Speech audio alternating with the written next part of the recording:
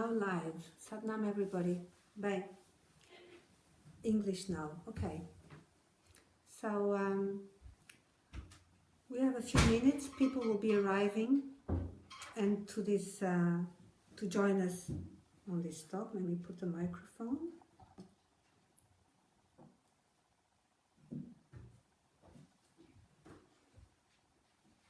Okay. So this is the English version of the second Mother's Journey talk. Welcome everybody. Those of you who are arriving, who are here now tuning in with what I have to share and to say. I'm delighted that so many of you are interested in this topic of pregnancy announcement, which is it's an interesting proposition and it's new in our culture.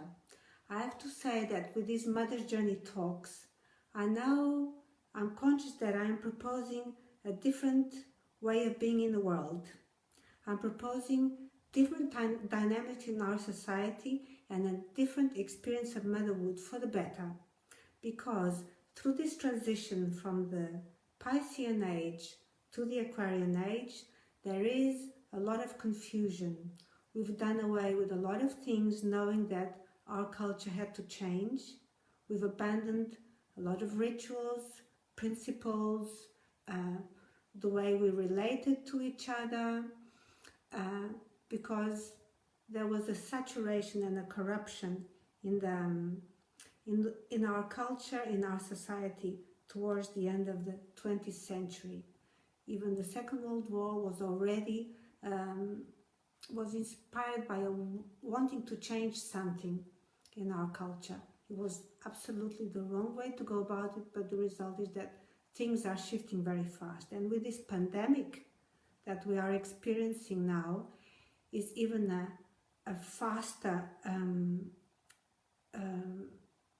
period of changing, of reappraisal, of reflecting on how we've been living and how we've been carrying on and what needs to change for good and long term. So I'm conscious that the proposition of these Mother Journey talks is an invitation to look at maternity, to look at cycles, to look at the way we bring children to the world in a different way. I'm conscious of that. By the way, for those who are just tuning in now and you don't know me, my name is Satya Kaur, and I'm one of the partners of the Mother's Journey together with Elena O'Keefe and 9 other brilliant trainers, female trainers. Mother's Journey was founded in 2009. It was inspired originally by Kaur and conscious pregnancy, I dare say, and also the teachings of Yogi Bhajan before that.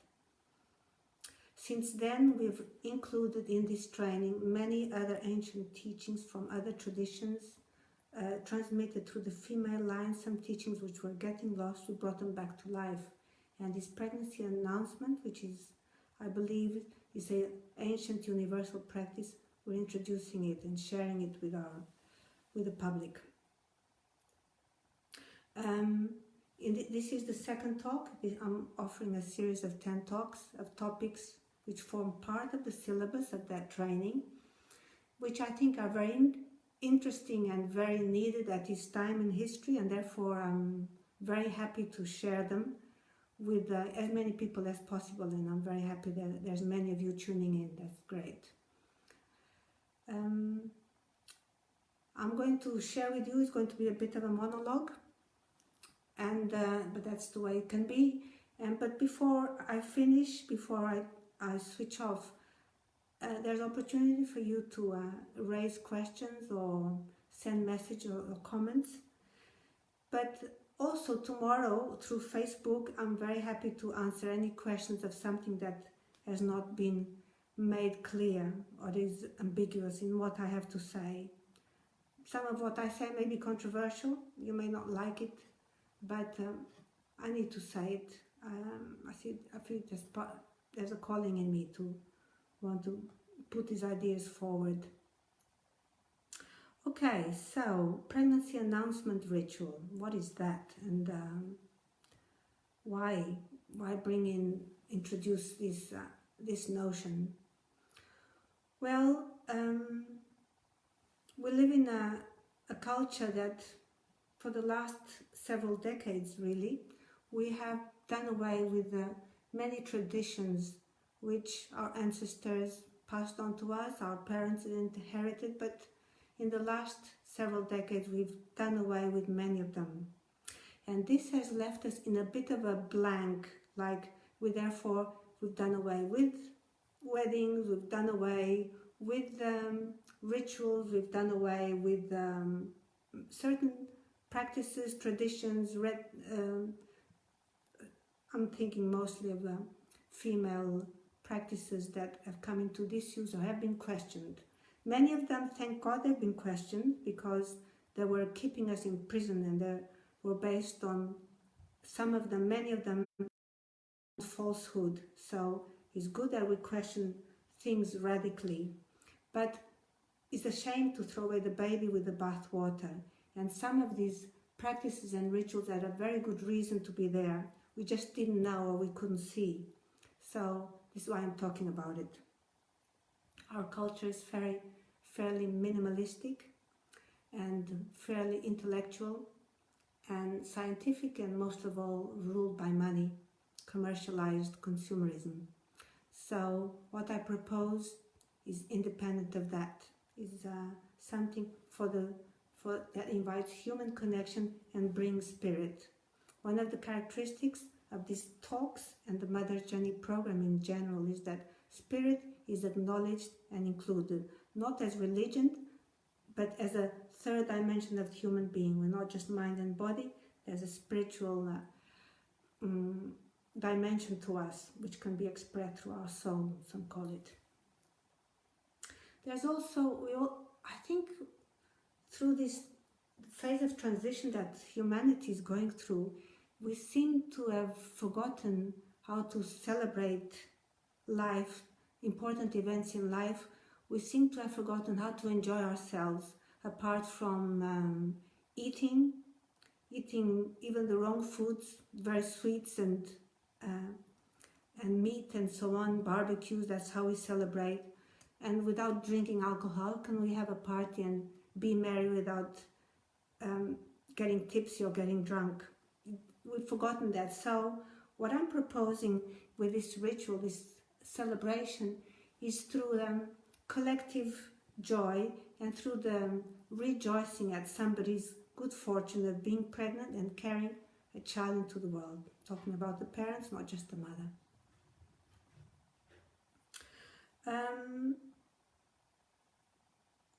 So why these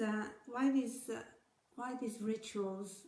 In this case, we want to celebrate the cycles of life and nature, and female nature especially goes in cycles.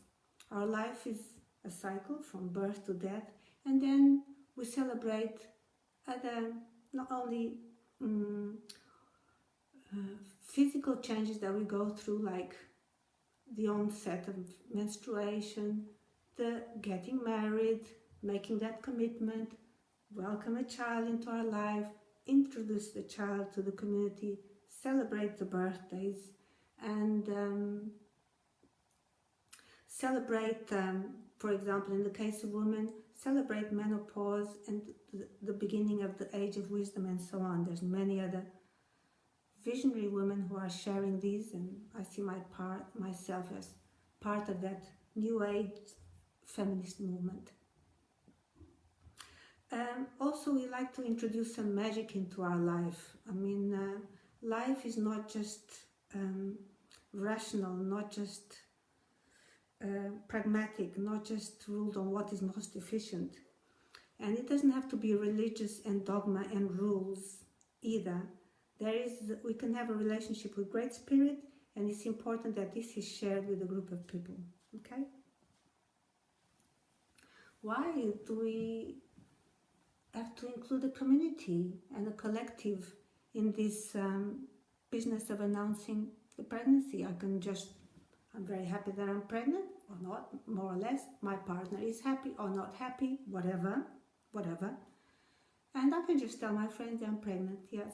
So why do you have to make a thing of it? Okay, good, very good question. There's an ancient African proverb which says, it takes a village to raise a child. The event of a child coming into the world, or me, you, carrying a child, is somebody that is going to benefit everybody, not just this family, but also this community and this nation and humanity as a whole. God knows if this child is going to be the next avatar, the next great savior.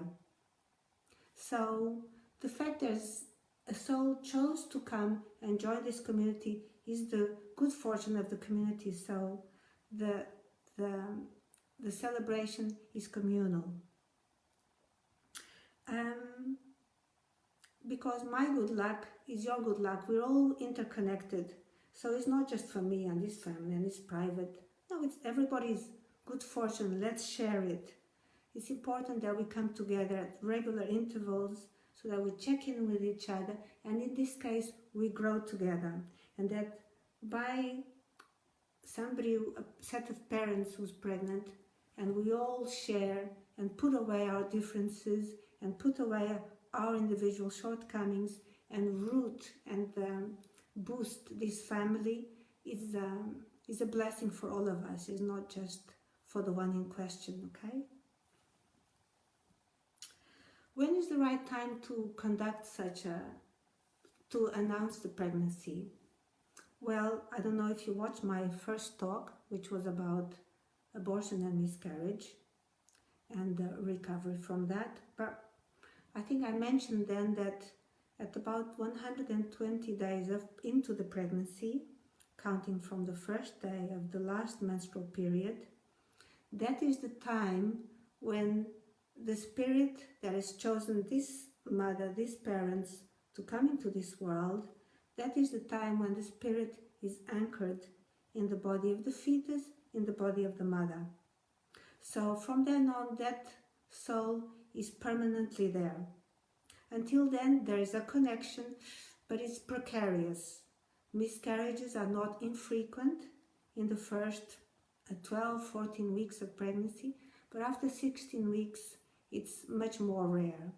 The uterus holds the child much more solidly. So we suggest that the pregnancy is announced after 120 days. It doesn't have to be there on that week, 16th week, but sometime after that. But I couldn't keep the news to myself. You might think, it's very difficult to hide the fact that I'm pregnant. I can't help share the enthusiasm. Well, it's true in our culture. We're not used to practicing self-containment. We don't know how to know something and not put it on social media, or not take photos, or not to splash it out. But it helps the integrity of the fetus, of the baby, this soul, and it helps the development, keep it and save it from other people's reactions. And so that there's more energy contained. It's like if you have a project and you splash the news, talk about it too much, too soon, you dissipate the energy. So we recommend keeping the announcement until a little bit later, 16 weeks plus, okay? So just try it. Try practicing, try whispering it to somebody you know. I know in our culture it's not politically correct to tell anybody what to do, and I'm not suggesting you do that, but knowing the facts that energy is either contained or dissipated, watch your mouth and practice meditating on your state instead of giving the energy away too soon. I first became aware of this practice of sharing the news of the arrival of a child to a set of parents through the teachings of Kundalini Yoga and the humanology aspect of those teachings. And since then, I learned that in other cultures, also this practice was part of the culture, that the collective and the community used to come together to celebrate the fact that one of the members of the community was now carrying a child, and this was good fortune all around, and therefore an occasion to be celebrated. And I'm referring in particular to the Dagara tribe of West Africa. Those teachings and those rituals were shared with us in the West by Subon Fusome, who was a great spiritual teacher, passed away just recently, 2 or 3 years ago. And she wrote a couple of books. This one, where she shared these rituals with us, is called Bringing Spirit Home. So I was inspired by that, and for this reason I've taken an excerpt from that book, and I'm sharing with you as the gift that accompanies this talk. For those of you who registered and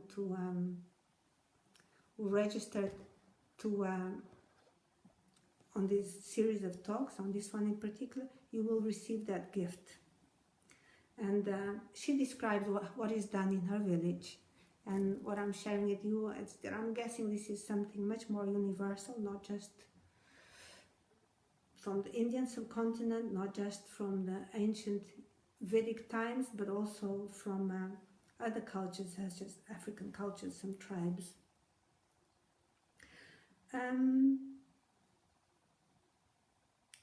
So how to go about organizing such a pregnancy announcement to your community or family, sets of friends? Well, I think it's a good idea to have other people involved, not just yourself and your partner, not just you, the mother and the father, but that there is friends or family that know about the fact and decide to, okay, let's call on a ritual. Let's invite people, let's break the news more openly. So that the work is shared and that the enthusiasm and the goodwill comes from many. We say that it takes for the universal consciousness to reach, for the individual consciousness to reach the universal consciousness, for there to be the communion between the individual and the infinite, vast, supreme being, there must be a group consciousness, there must be community, there must be a sharing. And through this sharing, there's a recognition is given to the parents, the welcome is much warmer, and there's a witness to the fact that now something is different. Do you understand? There was me and myself and my partner and my baby, all in my mind, in my body, but through sharing it with a group of people, there's an acknowledgement, and when the announcement is made, then it becomes a fact. We all know that this is happening in the world and amongst ourselves for the benefit of all of us. So get somebody to help you organize this, or let them actually take it over and put it on for you, called the occasion. It's important that the guests that come are people who care about you, who know you, that is not just anonymous or people that you don't know, but people who care for you, even people who may have a difficulty with you, or because let's face it,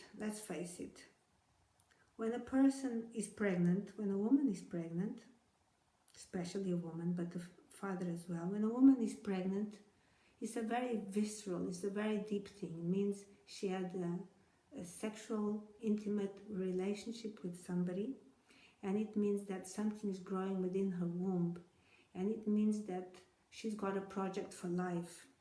And somebody else might feel jealous, might feel that you who are pregnant don't deserve it, or you had sex with so-and-so and shouldn't have, whatever. Your opinions And all of us have like an instinctive reaction to the news. And that reaction is not always conscious. Consciously say, I'm actually very happy for you, superficially. But deeply, you might not. So when you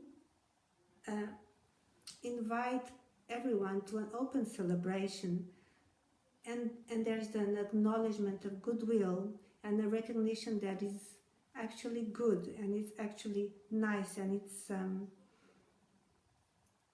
the prospect is wonderful. When that happens, then these other ill feelings will dissipate.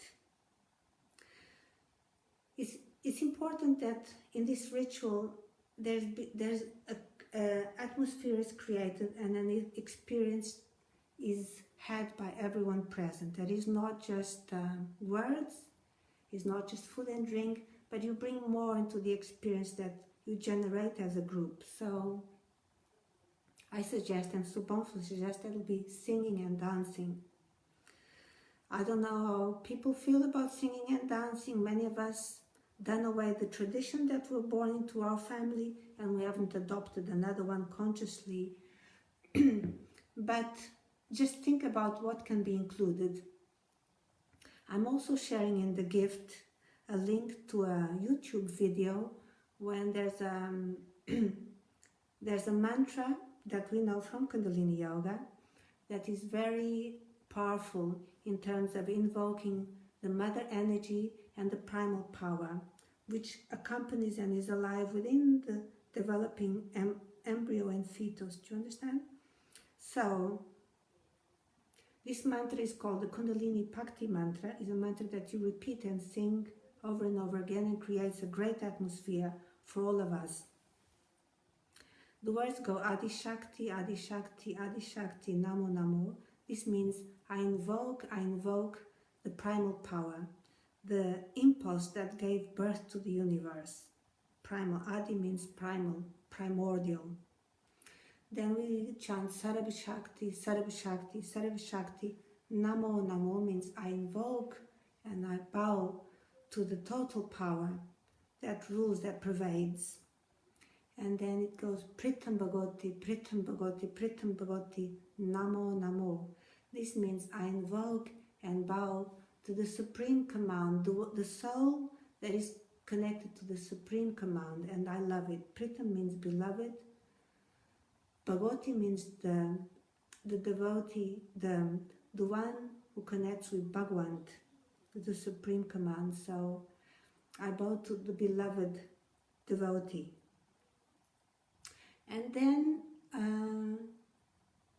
Kundalini, Mata Shakti, Namo Namo. That's the final of the 4 lines. And Kundalini is the potency in the human, the potential of the human. And Mata Shakti is the mother, the feminine power that sustains the world. So I invoke the Kundalini that rises, that awakens us, and the Divine Mother. And I bow to you. So this is a wonderful mantra. It's very powerful to everyone, men and women alike. And I think it's a great song to sing and to chant on an occasion such as a pregnancy announcement celebration.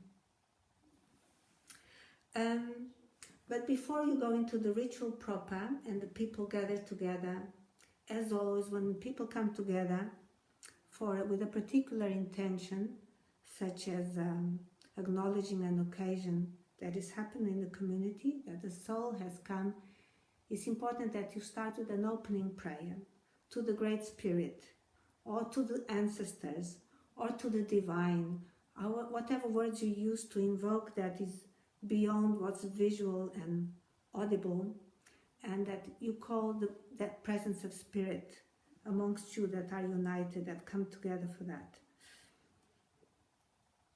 Then, of course, after the singing and chanting, an individual blessing of the Mother by each person, by each guest. They may come with a gift or just with a blessing of good wishes and acknowledgement and wishing the best for this soul and the parents who are doing the job of nurturing it. This should happen in the ritual. And then, of course, food and drink food is being cooked, drink is being served, and at the very end, just to conclude again, a final prayer to close the ceremony and to give thanks that all went well and that threshold is crossed. So what do we achieve by putting on this semi-formal or informal ritual of announcement of the pregnancy? Well, if there was any ill feelings from anybody in the community, the likelihood is that they will have dissipated, they will have dissolved by the sharing, by the power of the group, and by the rejoicing and the vibration that was created and sustained through the singing and the chanting or the dancing. And the soul is, we know that a soul is vast. And so the soul of the child that is now living and residing in the womb of the mother feels the welcome. How can it not? It feels the welcome of the community and feels that the soul is wanted here. It's awaited, and it belongs to the heart of this community. So whatever you can do in that sense is worthwhile. Otherwise, I'm not saying it's unreal, it's very real. Anytime a mother is pregnant, the connection is deep and profound, but if it's expressed and manifest and shared by one, it becomes more powerful. It brings people together, and also for the father, because the baby is growing inside the mother, the father sometimes through the pregnancy may feel a little bit outside, may feel a little bit alienated, I'm glad if he doesn't feel separate or distinct. But if the father is included and the blessings and congratulations come to both, because it takes two, and it doesn't take two, it takes a whole community, then the father feels that he's more part of this journey. We also, in the book by Subonfu, she recommends that a shrine, like a space, a little altar is created in the home of the parents, where anything that is related to the pregnancy or to the baby that's coming, from gifts that are shared or given in this ritual, are placed in a little altar. And that's an external manifestation of the growing baby, which is invisible for the rest of the people, and the mother feels, but others don't. So it's nice if there's an external manifestation of this being that is coming to the heart of this home and this family. So you'll draw inspiration from Subonfu's explanation of this ritual. You can adapt it to your environment and your culture, your community, your family. And if there's any questions or any comments that I have time to clarify or expand on, I'm happy to hear it. But I'm also happy to clarify your doubts. If you want to share them tomorrow through Facebook, I will read the messages, and if I can add something, I can do that too. It's nice to see that so many of you are connected. Satguru, Hirdanam, Waheguru, bless you both, all of you, Devta. Well, I'm chuffed. I'm chuffed that all of you are tuning in.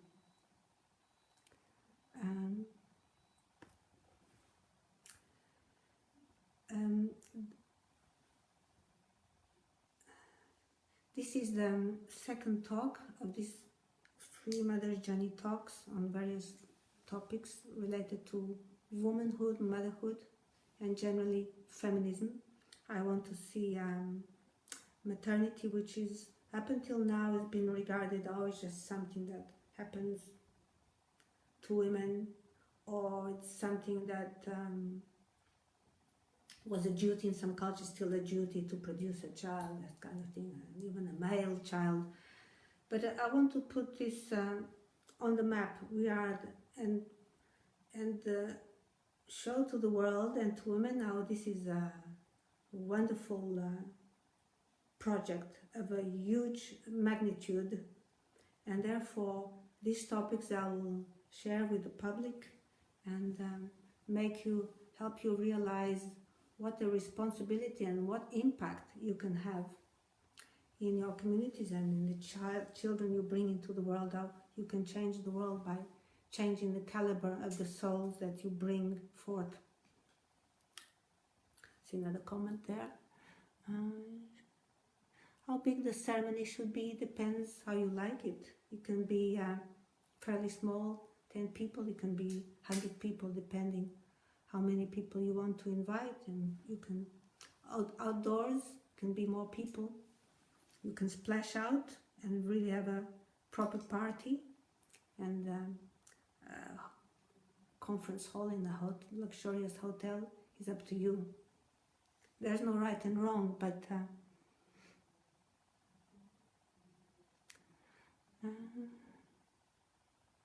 lockdown, that's right, lockdown. Okay, well, here in Portugal you can have 10 people, and in a couple of weeks I'm doing a ritual for the menopause for a friend, and there's 10 of us joining because a gathering of 10 is legal. So it depends. We won't always be on lockdown, so you can be more ambitious.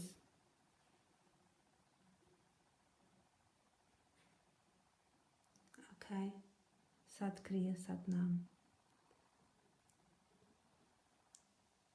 Okay, wonderful. Go ahead and create your own and have somebody help you create it as well.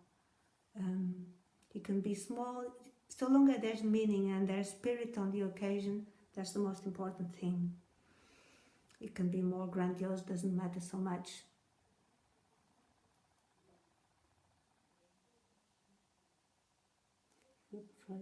No, if you don't want to do a ritual, don't do it. It's just, it can enrich your life and it can enrich the life of the community. But I know in the West, in the culture that we've grown up with, this thing of privacy and intimacy and exclusiveness is big. So the idea of sharing with many or with all is not in our habit. So I can understand for some people it may be difficult to cross this fear of kind of going too open, because indeed some people won't understand what are you doing, is not tradition here, what are you trying to do, and I don't agree with it. I understand. It can happen. Anyway, I thank you all for tuning in, giving me the opportunity to share with so many of you something which I firmly believe in, and I'm always enthusiastic to share because I think it can change the world and together we can do it. So, Sat Nam and God bless you all. I'm going to switch off here. See you in 2 weeks' time with talk number 3 on meditation for pregnancy. Waheguru. Love you too.